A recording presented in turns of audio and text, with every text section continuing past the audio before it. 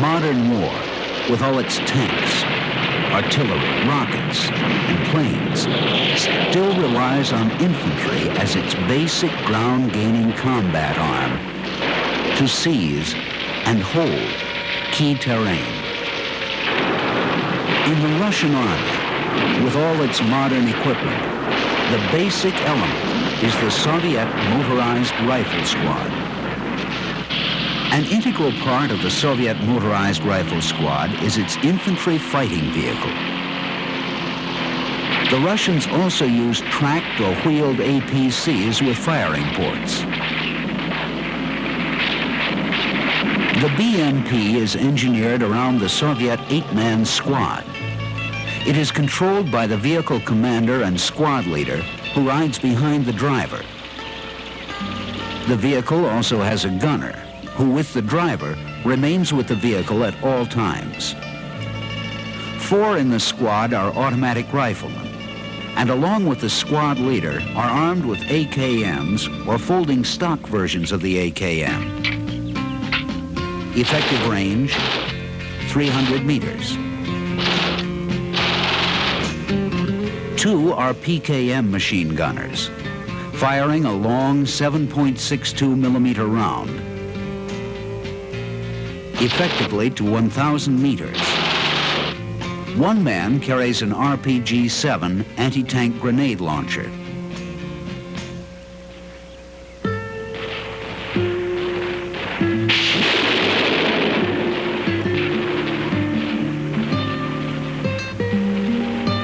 The 9th passenger is a platoon sniper, armed with an SVD Dragunov rifle, firing the powerful PK cartridge.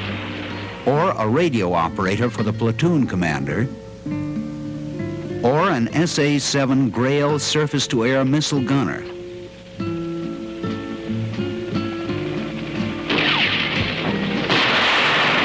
The BMP is quickly prepared for swimming, and a built-in pressure system seals it against NBC attack while the crew and squad remain unmasked inside. There are 9 firing points, 4 on each side, and 1 in the left rear door. Each port has a sighting glass and periscope. The first port on each side is for a PKM machine gun, 4 Sager anti-tank guided missiles,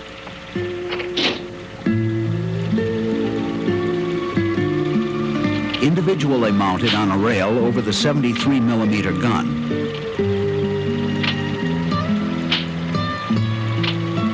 Are fired and aimed in flight by the vehicle's gunner out to 3,000 meters.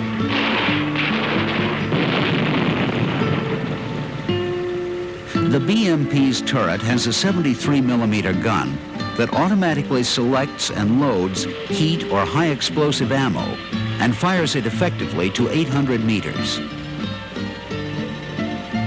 Our PKT coax machine gun is also manned by the BMP gunner. He has a day and night periscope and infrared and passive starlight scope.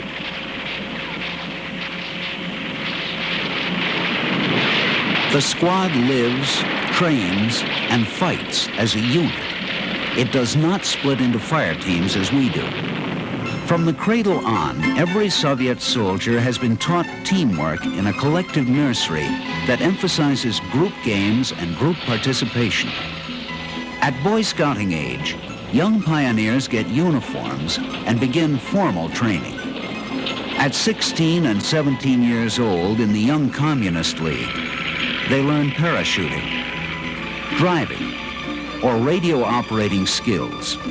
When draft day comes, every young inductee leaves home for 2 years of military duty as soldier, sailor, or airman. They come from many backgrounds: cities, villages, industrial centers and farms, and different races. Soviet Russia is made up of over 170 ethnic groups: 40% Russian, 13% Ukrainian, 3% Belarusians, and another 3% Usabegs. Their uniform is basic, simple, and practical. The overcoat doubles as a sleeping bag.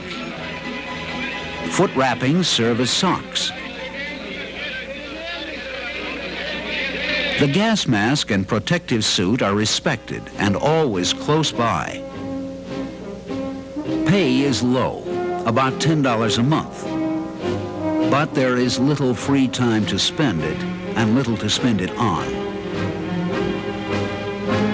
The Soviet soldier learns to march by the numbers. Then as part of a unit.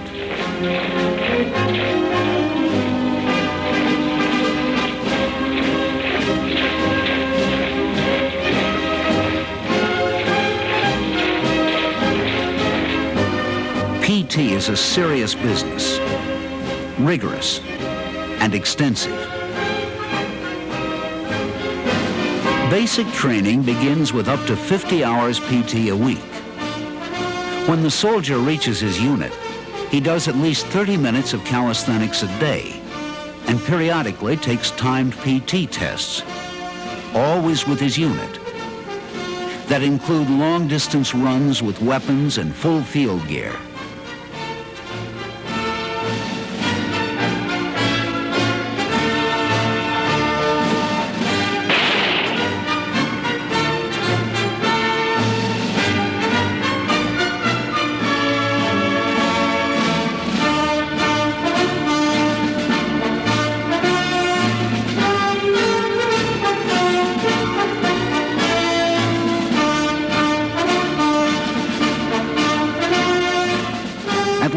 once a year, he has to run half a mile wearing his gas mask.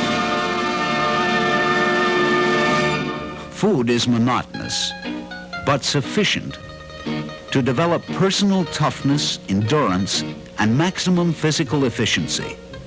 For most Soviet soldiers, this is no different than conditions they left at home. Weapon firing is stressed in theory.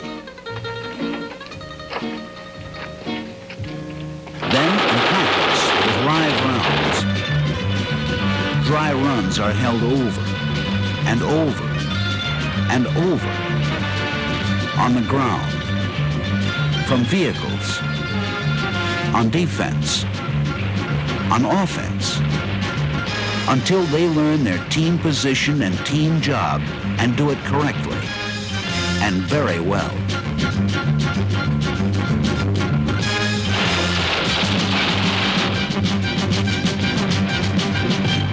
One man in each platoon is a sniper, and along with the RPG-7 and Grail gunners, receives special and intensive training. All training is repeated over and over until each squad member reacts instinctively under several different staged combat situations.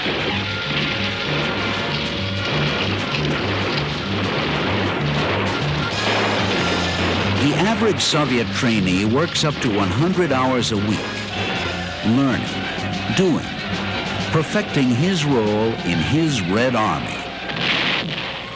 TMs are not given out to trainees. Instructors do chalk talks, put on demonstrations, and the students take copious notes. Their notebooks become their own personal property, and they keep them throughout their service career for constant reference. Drivers and driver mechanics are few and far between, so the Russians teach thousands of soldiers these skills, and the soldiers perform these skills throughout their entire military careers. Political training on the party line is important. Allegiance to Mother Russia is a regular block of training time, usually each evening. From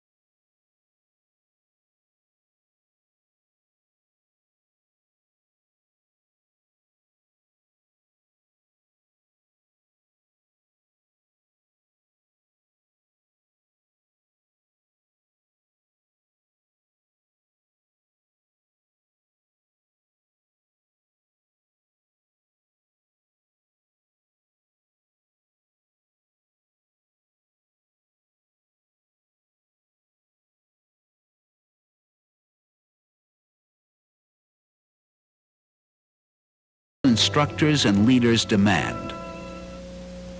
There is a built-in system of informers, and harsh discipline quickly catches up with malcontents, shirkers, and those who do not meet unit standards. Russians believe physical, technical, and psychological preparation is absolutely necessary to prepare small units to fight alone, in isolation, cut off, as is the case so often in violent combat. Their soldier's oath reads in part, "I swear to learn conscientiously the trade of war." Weapon in hand, each soldier takes the oath and cherishes the swearing in as a high moment in his entire life. Many parents attend these ceremonies, usually wearing the medals they have received in military or civilian service to Mother Russia. Trainees work for and are decorated with proficiency and guardsman badges for mastery of selected advanced training programs. The motorized rifle squad can function in many environments. Is taught that tanks are a principal attack weapon in the combined arms team, and is trained to destroy enemy tanks at long ranges with missiles, at shorter ranges with guns and rockets, and in close with mines, hand-thrown heat grenades, and Molotov cocktails. They are taught to do their job wearing gas masks and protective gear for many hours at a time. They learn NBC reconnaissance, how to operate in contaminated areas, and how to decontaminate using varieties of equipment.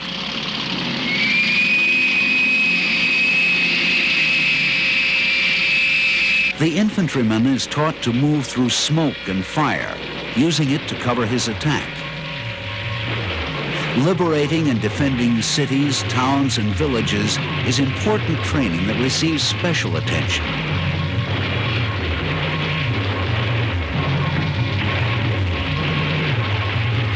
Tall and burning buildings are not obstacles to a trained Soviet squad. The training is realistic, and often a soldier does catch on fire or is injured. Cold weather is their ally, and they learn how to dress, survive, and fight in snow and on ice. They learn to attack day and night and maintain reverse time schedules, with some units spending 50% of their training time perfecting night maneuvers. They use infrared and passive night vision devices extensively, always meeting exact times as laid down in detailed orders of march or attack.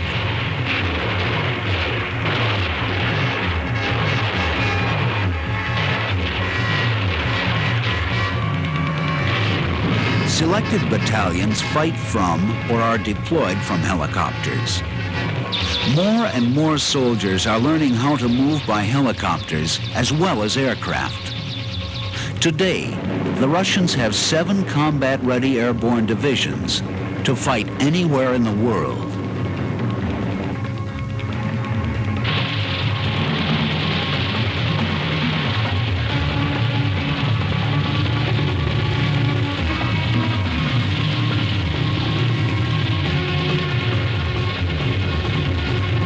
Soviet naval infantry troops, APCs, and tanks can be moved high speed to any close-by coastal area reached by ship or hovercraft.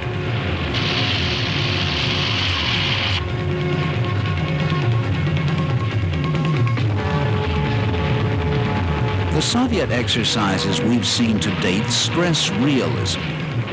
Combined arms supported by anti-aircraft defense, anti-tank weapons, helicopters and bridge engineers, fighting in a meeting engagement from the march columns, the deliberate breakthrough, and if needed, assuming defensive posture, then resuming the offensive. After an exercise, they relax, confident they are ready for any assignment or mission. When the 2-year service ends, the Russian draftees go home but remain on call to defend their homeland.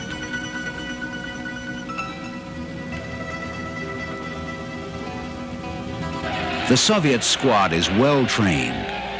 It moves in excellent transportation on land, in the air, and on the sea.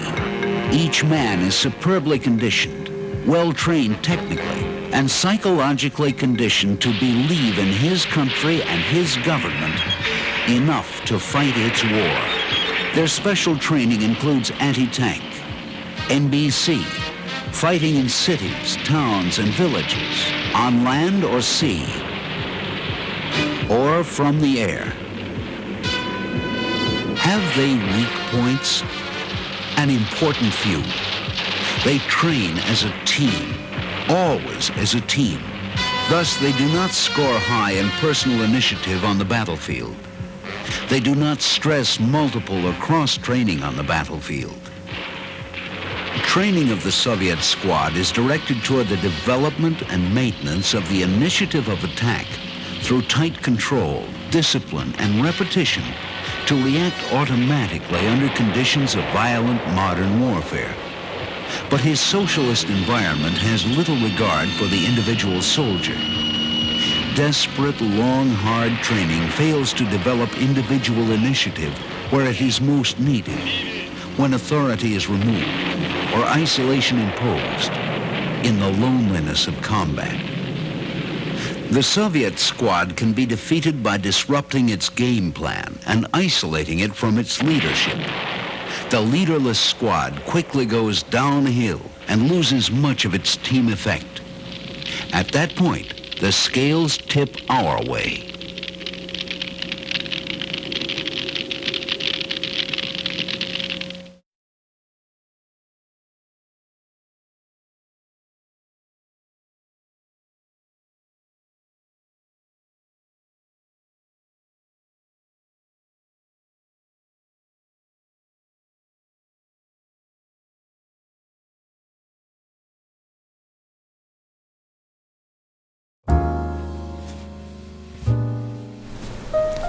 Thank you for watching. Please like, share, subscribe, and consider becoming a Patreon member for the ASP. Please check out the ASP Patreon page.